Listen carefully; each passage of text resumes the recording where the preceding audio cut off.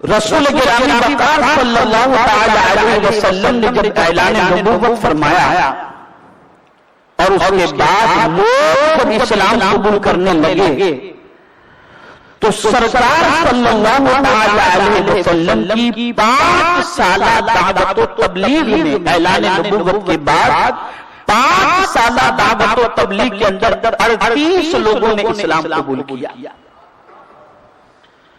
اور جب آقائے کریم صلی اللہ علیہ وسلم دعوت کے 6 سال میں قدم رکھتے ہیں تو اس وقت سیدنا امیر حمزہ رضی اللہ تعالیٰ عنہ نے اسلام قبول کیا.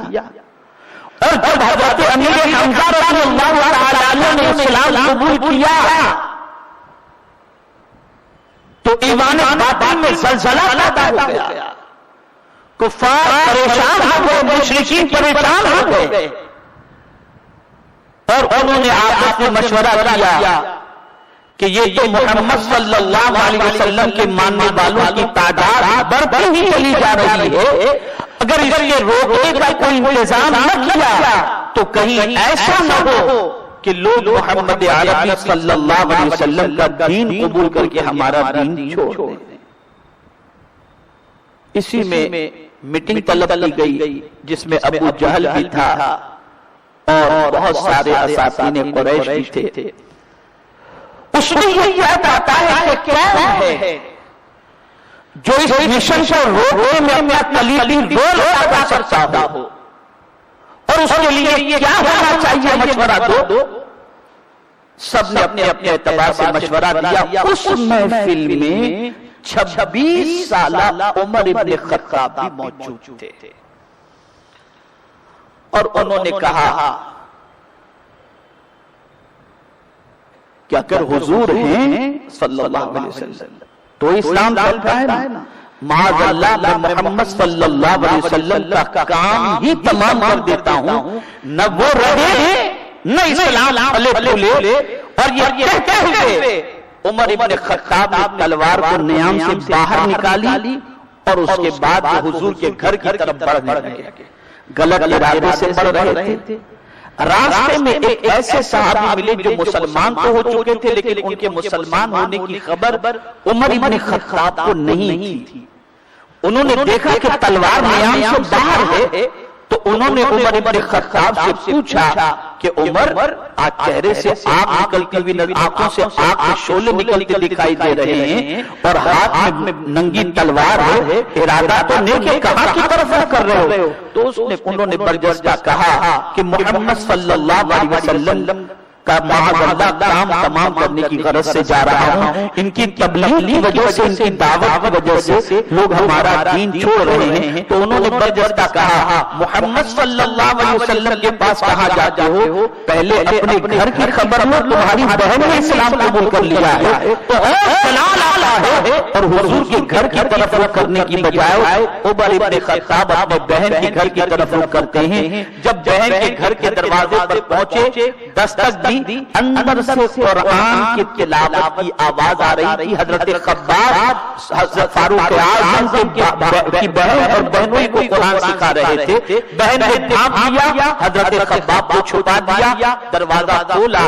عمر ابن خطاب نے اپنی بہن کو دیکھا تو کہا کیا یہ سچ ہے کہ تم نے محمد کے دین کو قبول کر لیا ہے؟ اب بہن کہنے لگی ہاں میں نے قبول کر لیا ہے. فاروق اعظم نے تماچا رسید کیا، یہاں تک کہ خون بہنے لگا. اللہ اکبر. لیکن ایسی سچویشن میں بھی فاروق اعظم کی بہن نے عمر ابن خطاب سے کہا کہ دیکھو بھائی اگر تم جان بھی لے لو تو میں دینے کو تیار ہوں لیکن دامن مصطفیٰ نہیں چھوڑ سکتی. اللہ اکبر. فاروق اعظم کو حیرت ہوئی کہ اللہ اللہ، جو میری بہن کبھی میرے سامنے اونچی آواز سے بات نہیں کرتی تھی، جو میری بہن مجھے دیکھ کے لرز جاتی تھی، آج اس میں اتنی طاقت پیدا ہو گئی کہ آج میرے سامنے برجستہ کر رہی ہے کہ میں دین نہیں چھوڑوں گی؟ عمر ابن خطاب نے کہا اچھا ایک بات بتاؤ، میں کوئی آواز سن رہا تھا، کچھ پڑھنے کی آواز میرے کانوں تک پہنچ رہی تھی، وہ چیز کیا تھی؟ تو انہوں نے کہا وہ حضور صلی اللہ علیہ وسلم پر نازل ہونے والا قرآن تھا جو ہم خباب سے سیکھ رہی تھی۔ اللہ اکبر۔ انہوں نے کہا مجھے بھی دو۔ انہوں نے کہا ناپاک ہاتھ اس کو چھو نہیں سکتے، آپ پہلے غسل کرو۔ وہ غسل کرتے ہیں اور غسل کرنے کے بعد جب ان کے سامنے وہ صحیفہ رکھا جاتا ہے، اس کے اوراق رکھے جاتے ہیں، تو اس میں سورہ طٰہٰ کی ابتدائی آیات تھی، طٰہٰ ما انزلنا علیک القرآن لتشقیٰ۔ یہ آیت کریمہ جب انہوں نے پڑھی اور سنی تو ان کے دل ہی کے اندر اسلام کی شمع روشن ہونی شروع ہو گئی۔ اور اس کے بعد عمر ابن خطاب نے کہا مجھے بھی لے چلو محمد صلی اللہ علیہ وسلم کے بعد۔ اسی وقت حضرت خباب باہر نکلتے ہیں اور کہتے ہیں کل ہی میرے آقا نے تمہارے لیے دعا کی تھی اور آج ہم اس دعا کے اثرات کو دیکھتے ہوئے نظر آ رہے ہیں۔ اللہ اکبر۔ عمر ابن خطاب کو لے کر حضور صلی اللہ علیہ وسلم جہاں دار ارقم میں تشریف فرما تھے، حضرت ارقم صحابی کے گھر پر، اللہ اکبر، وہاں پہنچتے ہیں۔ اب یہاں پہ تھوڑی سی آپ کی توجہ چاہوں گا، یہ گھر کہاں تھا؟ تو آج صفا سے جو ہم سعی شروع کرتے ہیں تو صفا جو ہے اس کے قریب ہی حضرت ارقم صحابی رضی اللہ تعالی عنہ کا گھر تھا۔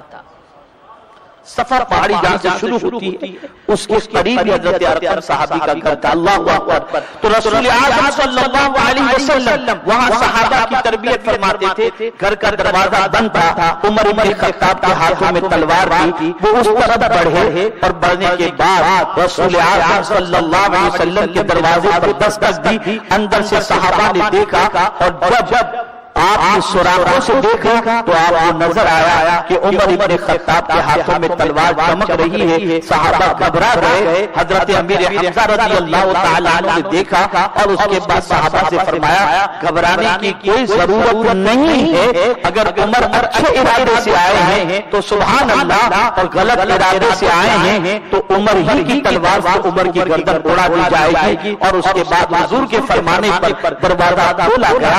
اب توجہ چاہوں گا، دروازہ کھولا گیا، عمر ابن خطاب داخل ہوئے۔ مصطفیٰ جان رحمت نے دامن عمر ابن خطاب کو پکڑ کے جھنجھوڑا اور فرمایا عمر کیا وقت نہیں آیا کہ تم اسلام قبول کر لو؟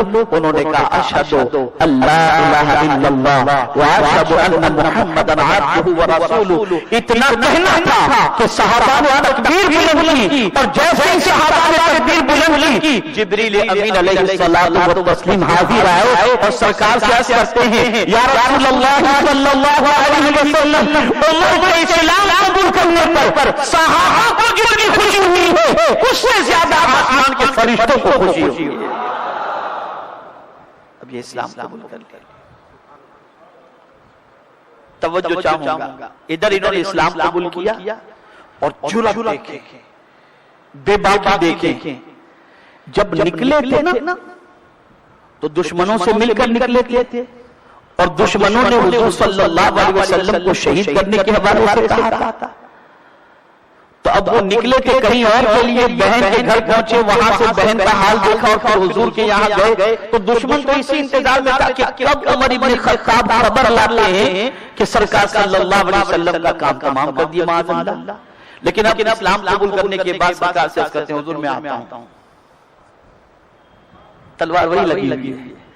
ایک ایک کافر کے دروازے پر گئے، دروازے پہ دستک دی، کافر نے دروازہ کھولا، پوچھا عمر کیا بات ہے، تمہارا چہرہ بدلا بدلا نظر آتا ہے؟ کہا ہاں میں تمہیں بتانے آیا ہوں کہ میں محمد کا غلام بن چکا ہوں، تم کو جو کرنا ہے تمہاری طاقت ہو تو کر لو، میں نے محمد کی غلامی کا دم بھر لیا۔ کسی کی مجال ایک ایک کے گھر پہ جا کر اپنے اسلام کے بارے میں انہوں نے بتایا۔ اسی لیے ہم کہا کرتے ہیں کہ حضور کی نگاہ جس پر پڑ جائے نا اس کا بیڑا پار ہو جاتا ہے، اور حضور اگر کسی کے لیے دعا کر دیں تو اس دعا کا کیا کہنا۔ مصطفیٰ جان رحمت نے دعا فرمائی تھی۔ اب یہاں مبلغین کی بھی توجہ چاہوں گا اور آپ سب سے بھی۔ مکے میں تو بہت سارے لوگ تھے، حضور نے فاروق اعظم کے لیے کیوں دعا کی تھی؟ کہ اللہ عمر کے ذریعے اسلام کو مضبوطی عطا فرما. مکے میں تو تھے اور لوگ بھی، بہت سارے لوگ تو مکے میں. خاص عمر ابن خطاب کے لیے سرکار نے کیوں دعا کی؟ اس لیے کہ نگاہ مصطفیٰ دیکھ رہی تھی. فاروق اعظم میں موجود صلاحیتوں کو حضور دیکھ رہے تھے اور سرکار جان رہے تھے کہ سوسائٹی کا یہ طاقتور اگر اسلام قبول کر لیتا ہے تو یہ اسلام بڑی تیزی کے ساتھ بڑھے گا. پتہ یہ چلا کہ ہمیں یہ بھی سوچنا چاہیے کہ معاشرے کے اندر کون اچھا ہے، باصلاحیت ہے، خوبی والا ہے، اگر اسے ہم اپنے دین اور اپنی تحریک میں شامل کر لیں تو اس کی وجہ سے بھی ہماری تحریک آگے بڑھ سکتی ہے. یہ نہیں سوچنا چاہیے کہ ہماری وجہ سے تحریک آگے بڑھے گی اور ہم سے بہتر کوئی دوسرا نہیں ہے. ایسے بہت سارے ہوتے ہیں جو تحریک میں شامل ہو جائیں تو ان کی وجہ سے بھی تحریک اسلام کا کام بڑھ سکتا ہے، ورنہ حضور سے بڑھ کر کے کون؟ پھر بھی حضور نے عمر ابن خطاب کے لیے دعا فرمائی اور یہ درس دے دیا کہ دیکھو کسی کے حصے میں کوئی کام ہوتا ہے اور کسی کے ذریعے اللہ کام کو آگے بڑھاتا ہے. کام کو آگے بڑھاتا ہے.